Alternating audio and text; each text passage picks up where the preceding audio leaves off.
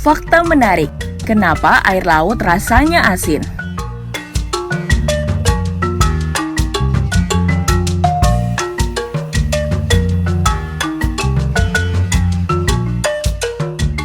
Apakah teman-teman tahu kenapa air laut rasanya asin ya?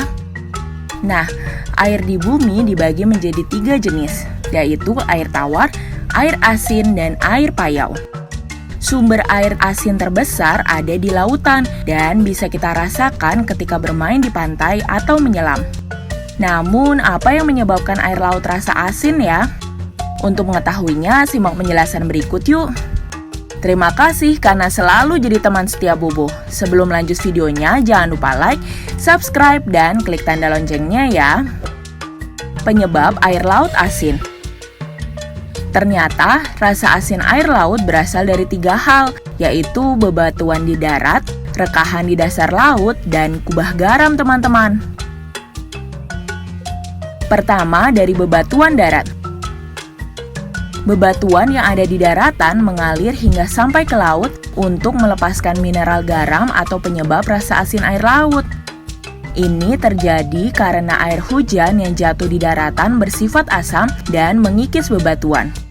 Akibatnya, mineral bebatuan terbawa aliran air menuju ke sungai dan akhirnya berakhir di laut. Banyaknya mineral bebatuan dimanfaatkan oleh organisme yang ada di lautan. Karena terurai, maka air laut makin asin seiring waktu. Penyebab kedua, dari rekahan di dasar laut. Air laut rasanya asin juga disebabkan oleh rekahan di dasar laut akibat aktivitas hidrotermal.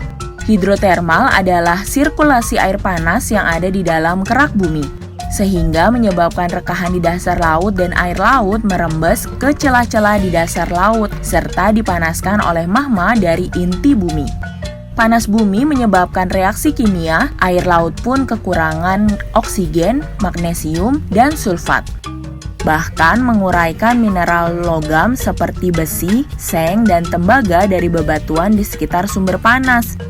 Setelah itu, air laut yang merembes dan dipanaskan dikeluarkan kembali hingga membawa berbagai macam mineral logam.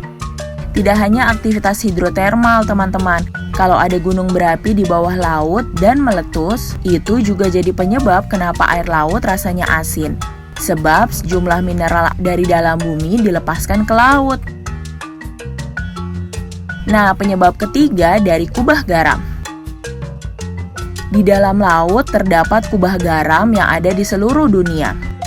Kubah garam adalah endapan garam yang besar dan terbentuk secara geologis. Kubah garam bisa ditemukan di bawah tanah dan bawah laut. Oh iya, kubah garam lebih banyak ditemukan di wilayah barat laut Teluk Meksiko sehingga memengaruhi kadar garam air laut. Tapi sebenarnya apa itu garam? Menurut ilmu kimia, garam adalah senyawa ionik yang terbentuk melalui reaksi netralisasi asam dan basa. Artinya, garam mengandung ion yang berlawanan, yaitu positif dan negatif. Karena itu, kandungan garam di laut tersusun dari klorida atau asam dan natrium atau basa. 85% air laut tersusun dari natrium klorida, 10% magnesium dan sulfat, dan 5% dari mineral lain. Kadar garam atau tingkat keasinan antar laut juga bisa berbeda-beda tergantung pada suhu, penguapan, dan curah hujan. Salinitas atau tingkat keasinan air laut di garis khatulistiwa dan daerah kutub umumnya lebih rendah daripada salinitas di garis lintang.